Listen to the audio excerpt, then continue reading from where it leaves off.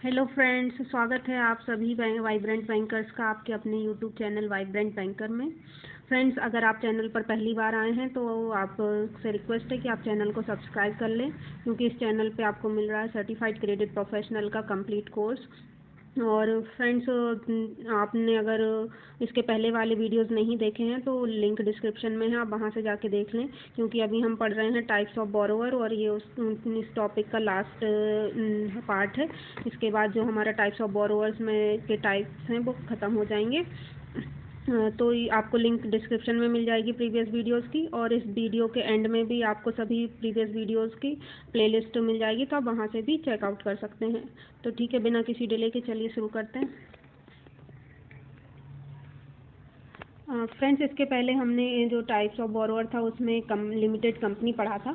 उसमें हमारा ज़रा सा एक टॉपिक रह गया है, वो है registration of charges under the companies act. तो जो कंपनीज आपने जिनको लोन दिया है, अगर उनको जब आप किसी सिक्योरिटी उसमें लेते हैं तो उस सिक्योरिटी को भी क्या करना रहता है, उसको रजिस्ट्रार ऑफ कंपनीज के इधर उस पर चार्ज क्रिएशन करवाना रहता है। तो ये जो चार्ज क्रिएशन का टाइम है वो होता है 30 डे। आप किसी भी तरह का कोई भी चार्ज क्रिएशन करेंगे तो वो उसमें 30 डेज़ का ही टाइम होता है। जैसे कि मॉर्गेज हुआ, आपका हाइपोथिकेशन हुआ, इन सभी के लिए 30 डेज़ का टाइम दिया जाता है। इसी तरह जब कंपनीज का केस रहता है तो उसमें भी जो चार्ज रहता है वो रजिस्ट्रार ऑफ कंपनीज के पास क्रिएट कराया जाता है, और इसकी भी जो टाइम लिमिट रहती है वो 30 डेज़ रहती है। अगर आप जो चार्ज क्रिएट नहीं कर पाते हैं तो इस केस में जो सिक्योरिटी है या वो कैसी मानी जाता है, वॉइड माना जाता है लिक्विडेटर के अगेंस्ट। तो जैसे चार्ज आप किस किस पे क्रिएट करवाते हैं, जैसे कोई इमूवेबल प्रॉपर्टी ली है आपने, उस पर आपका चार्ज क्रिएट होगा। जो कंपनी के बुक डेब्ट्स हैं उस पर चार्ज क्रिएट होता है।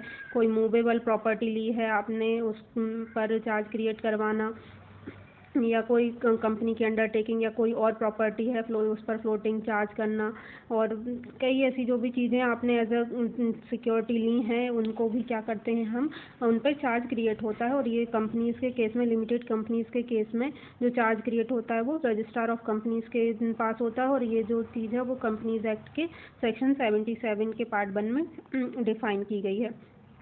तो फ्रेंड्स, इसमें आप ये कि 30 डेज़ का आपका चार्ज क्रिएशन का टाइम होता है। अगर आप ये 30 डेज़ में चार्ज क्रिएट नहीं कर पाते हैं तो फिर क्या कंडीशन होती है कि जो रजिस्ट्रार ऑफ कंपनीज के पास टोटल जो पीरियड रहता है चार्ज क्रिएशन कराने के लिए, वो मतलब एक्सटेंडेड पीरियड 30 डेज़ के बियॉन्ड, तो आप 300 डेज़ तक जो है रजिस्ट्रेशन अलाउड रहता है। लेकिन इसमें जो है वो आपको जो डिले हुआ उसका प्रॉपर रीज़न देना हो रहता है, और इसके लिए एडिशनल फ़ी लगती है। उस एडिशनल फ़ी को आप पे करके चार्ज क्रिएट करा सकते हैं। तो अगर आपने फिर भी अगर जो है वो 300 डेज़ के अंदर भी चार्ज क्रिएट नहीं करवा पाए, है ना, तो फिर क्या होता है कि अगर आपने 300 के डेज़ के बीच में चार्ज क्रिएट नहीं कर पाए तो आपको फिर सेंट्रल गवर्नमेंट को अप्रोच करना पड़ता है, वहाँ पर एप्लीकेशन देनी पड़ती है कि इसके लिए चार्ज क्रिएशन, एक्सटेंशन, रेक्टिफिकेशन जो भी है उसके लिए आपको फिर सेंट्रल गवर्नमेंट के पास एप्लीकेशन करना पड़ता है। ये जो कंडीशन है ये सेक्शन 87 में डिफाइन की गई है। तो फ्रेंड्स, ये आप मतलब मान के चलेंगे, फर्स्ट तो आपका 30 डेज़ का टाइम होता है। इस 30 डेज़ में आपको एनी हाउ रजिस्ट्रेशन और सन करवा लेना चाहिए, चार्ज क्रिएट करवा लेना चाहिए। अगर इन केस जो है चार्ज क्रिएशन में डिले होता है तो जो मैक्सिमम टाइम अलाउड रहता है आरओसी के पास वो है 300 डेज़, और इसके लिए आपकी कुछ एडिशनल फीस लगती है, वो पे करके आप ये चार्ज क्रिएट करा सकते हैं। तो ये जो आप किसी भी सिक्योरिटी पर चार्ज क्रिएट कराते हैं या उस पर मॉडिफिकेशन करवाते हैं तो कुछ फॉर्म जो है वो हमको रजिस्ट्रार ऑफ कंपनी को सबमिट करने होते हैं। तो जब भी आप किसी सिक्योरिटी पर चार्ज क्रिएट करवाएंगे या मॉडिफिकेशन करवाएंगे तो वो जो उसके लिए जो फॉर्म सबमिट करना होगा वो क्या होगा, आपका CHG-1 होता है।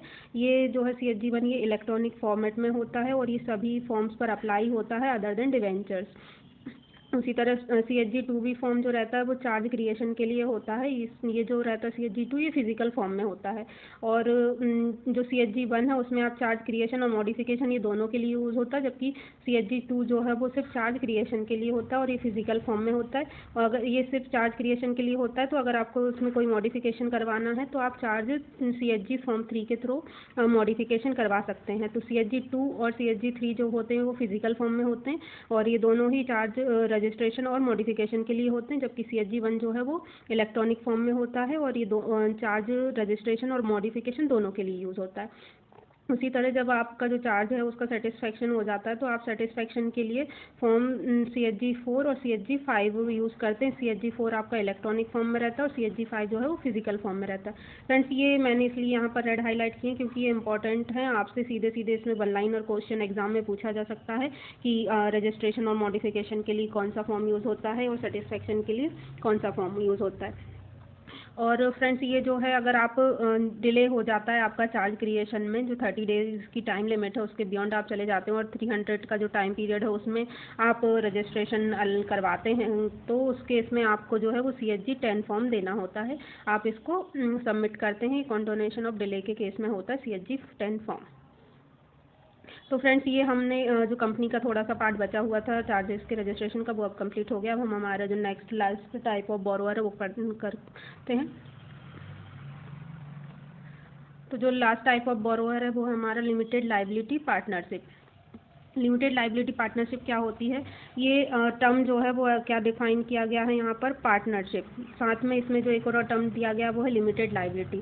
तो पहले के वीडियोस में फ्रेंड्स हम पार्टनरशिप के बारे में भी पढ़ चुके हैं और लिमिटेड कंपनीज के बारे में भी पढ़ चुके हैं। तो ये जो है वो टर्म थोड़ा कंफ्यूजिंग है, इसलिए अगर आपने वो वीडियोज़ नहीं देखे तो पहले वहाँ वो वीडियोज़ देख के अपनी इस टर्म्स के बारे में थोड़ी क्लैरिटी रखें, फिर हम ये आप फिर ये वीडियोज़ देखें। तो LLP क्या होता है? एक बॉडी कॉरपोरेट होता है और ये लीगल एंटिटी होती है सेपरेट फ्रॉम इट्स पार्टनर। तो बॉडी कॉरपोरेट और legal entity separate from partners, ये जो टर्म्स हैं ये हम किसके लिए यूज़ करते हैं? लिमिटेड कंपनीज के लिए भी ये टर्म्स यूज़ होते हैं। और इसमें भी क्या होता है कंपनीज के केस में? परसेप्चुअल सक्सेशन होता है। तो यहाँ पर ये जो आप तीनों टर्म्स देख रहे हैं ये किस पर अप्लाई होते हैं? कंपनी पर अप्लाई होते हैं। लेकिन आप यहाँ पर क्या पढ़ रहे हैं? Limited liability partnership. ये अलग है, इसीलिए हम इसको अलग पढ़ रहे हैं। अगर ये कंपनी का फॉर्म होता तो ऑब्वियसली हम इसको कंपनी के उसमें पढ़ते, लेकिन फिर भी आपको एक लिमिटेड कंपनी और लिमिटेड लाइबिलिटी पार्टनरशिप में कॉमन चीज़ें मिलेंगी और डिफरेंस भी मिलेगा। तो कॉमन ये है लिमिटेड लाइबिलिटी पार्टनरशिप और लिमिटेड कंपनी के बीच में कि ये बॉडी कॉर्पोरेट होती हैं, लीगल एंटिटी होती हैं और इनमें क्या होता है? परसेप्चुअल सक्सेशन होता है दोनों के केस में। लेकिन जो लिमिटेड लाइबिलिटी पार्टनरशिप रहती है वो क्या होती है? इसमें डिफरेंस क्या है वो मैं बता देती हूँ कि जो लिमिटेड लाइबिलिटी पार्टनरशिप रहती हैं ये पार्टनरशिप अलग इसका एक्ट होता है उसमें डिफाइंड रहती हैं, जबकि जो लिमिटेड कंपनीज रहती हैं वो कंपनीज एक्ट में डिफाइंड रहती हैं। बस ये डिफरेंस होता है। और इसमें जो पार्टनर्स रहते हैं उनकी लाइबिलिटी भी जो उनका शेयर है उसी तक ही लिमिटेड रहती है, जैसा कि हम कंपनी में भी पढ़ते हैं वैसा ही सेम इसमें भी अप्लाई होता है। लेकिन इसमें सिमिलरली कुछ रूल्स जो पार्टनरशिप में हमने पढ़े थे पार्टनर्स पे जो अप्लाई होते हैं वो यहाँ पर भी पार्टनर्स में अप्लाई होते हैं। तो जो LLP हो क्या है वो क्या हो गया? आपका बॉडी कॉर्पोरेट होता है, लीगल एंटिटी होती है सेपरेट फ्रॉम इट्स पार्टनर, मतलब इसका खुद की एक पहचान होती है और इसमें भी परसेप्चुअल सक्सेशन का कॉन्सेप्ट अप्लाई होता है। जो LLP रहती है वो उसको कोई भी 2 पर्सन जो हैं वो इनकॉर्पोरेट कर सकते हैं और अपना बिजनेस स्टार्ट कर सकते हैं। इसलिए LLP को एक अल्टरनेटिव कॉर्पोरेट बिजनेस व्हीकल की तरह यूज़ किया गया है या इसको कॉन्सेप्ट दिया गया है, जिसमें कि जो पार्टनर्स रहते हैं उनकी लाइबिलिटी उनको क्या चीज़ का बेनिफिट मिलता है? लिमिटेड लाइबिलिटी का। जबकि जो मेन जो एक पार्टनरशिप वाला कॉन्सेप्ट था उसमें ऐसा कुछ नहीं रहता था। जो पार्टनरशिप होती थी उसमें जो पार्टनर्स रहते थे उनकी फुल लाइबिलिटी रहती थी, जबकि यहाँ पर LLP में क्या होता है? लिमिटेड लाइबिलिटी होती है।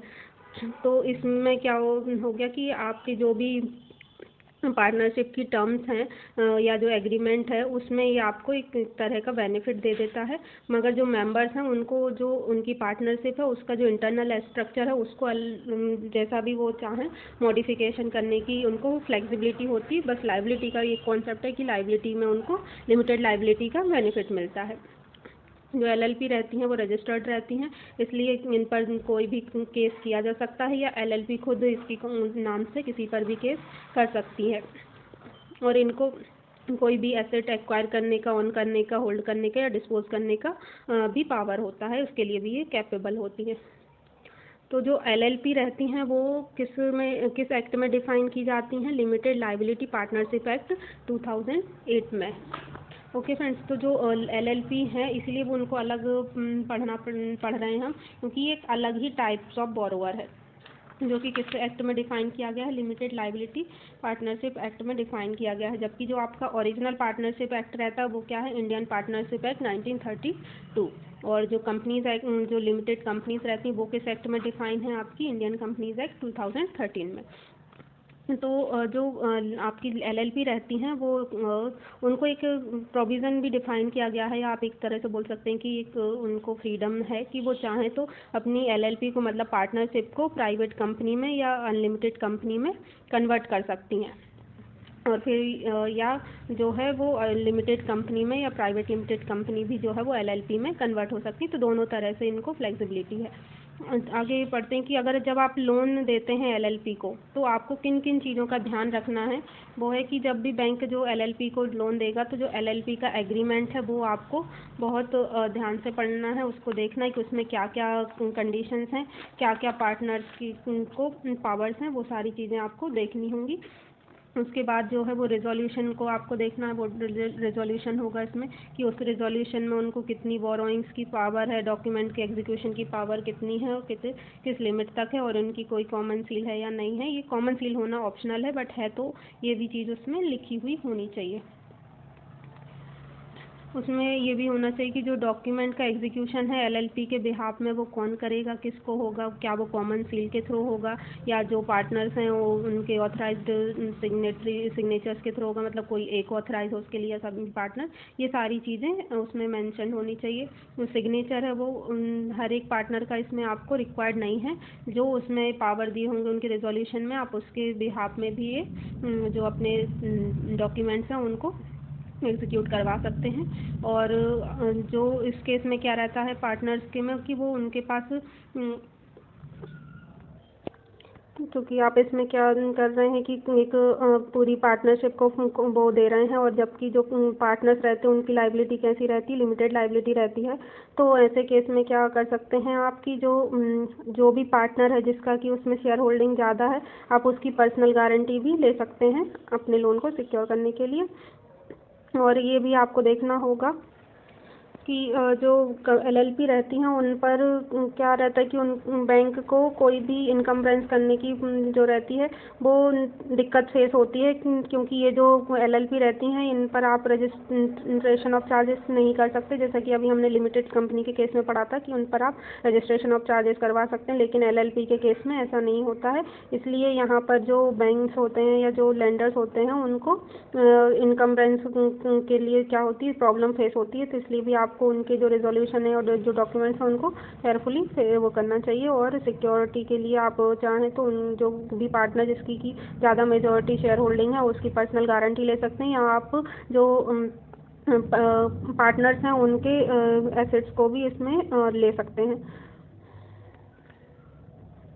जो पार्टनर्स रहते हैं, कोई भी पार्टनरशिप होती है उसमें वो क्या होते हैं, पर्सनली लायबल होते हैं except to the extent of their share, है ना। पर्सनली लायबल होते हैं दूसरी पार्टनरशिप में, लेकिन एलएलपी में ऐसा नहीं होता कि वो पर्सनली लायबल हों हर एक चीज़ के लिए, बस वो अपने जो शेयर होल्डिंग है उसी तक ही लायबल होते हैं। तो बैंक को अपना जो इंटरेस्ट है उसको वो करने के लिए, सिक्योर करने के लिए, अभी जैसा कि पढ़ा कि वो पर्सनल गारंटी ले सकती है पार्टनर्स की, या जो उनके एसेट्स हैं उनको भी क्या कर सकती है, मॉर्गेज कर सकती है। तो जब भी आप एलएलपी को लोन दें तो आपको जो रजिस्टर्स हैं एलएलपी के उनको थॉरोली एग्जामिन करना चाहिए। मेंबर जो पार्टनर्स हैं उनके नाम नंबर लाइबिलिटीज़ को वो अच्छे से पढ़ना चाहिए। जो एलएलपी है उसके पास कितने एसेट्स हैं और उनके क्या उनके बुक्स ऑफ अकाउंट्स में दिया गया एनुअल रिटर्न स्टेटमेंट, जो भी उसके डॉक्यूमेंट्स हैं उनको केयरफुली हमें पढ़ना चाहिए एलएलपी के केस में। तो फ्रेंड्स ये हमारा ये जो है टॉपिक आज ख़त्म हो गया है, लास्ट टाइप ऑफ बोरोवर्स। कुछ और हैं सोसाइटीज़, एसोसिएशन और ट्रस्ट। इसके बारे में भी यही है कि जब भी आप सोसाइटी, एसोसिएशन और ट्रस्ट को लोन देंगे तो आपको ये इंश्योर करना है कि जो भी टर्म्स एंड कंडीशन है वो उनके बाय लॉज में डिफाइन होनी चाहिए। टर्म्स एंड कंडीशन कौन सी, कि उनको बोरोइंग की कितनी पावर है, नहीं है, मॉर्गेज कराने के लिए चार्ज क्रिएट कराने की पावर दी गई है कि नहीं है, और जो बोर्ड रेजोल्यूशन है वो है कि नहीं उनके पास, ये भी हमको देखना चाहिए और ये डॉक्यूमेंट्स हमको ऑब्टेन करना चाहिए। इसके साथ ये भी है कि आप जो भी लॉज हैं उनके एक्ट या रूल हैं जो स्टेट जिस स्टेट में वो रजिस्टर्ड हैं या जिस स्टेट में वो फॉर्म्ड है, उनके भी एक्ट्स और रूल्स के अकॉर्डिंग भी उनके ऑपरेशन को हमें वेरीफाई करना चाहिए। ये आपको सोसाइटीज़ के केस में या एसोसिएशन ट्रस्ट के केस में भी ध्यान देना होगा। तो फ्रेंड्स ये हमारा टॉपिक टाइप्स ऑफ बोरोअर्स आज फिनिश हो गया। आई होप आपको वीडियो पसंद आया हो। अगर आपको वीडियो पसंद आ रहा है तो प्लीज़ चैनल को सब्सक्राइब करें और वीडियो को लाइक ज़रूर करें। और जो भी आपके फ्रेंड्स सीसीपी की या आईआईबीएफ के सर्टिफिकेट की, एमएसएमई की और जेआईएस सीआईबी की तैयारी कर रहे हैं, उनके साथ भी ये ज़रूर शेयर करें। आई होप आपको वीडियो पसंद आया हो। Thank you.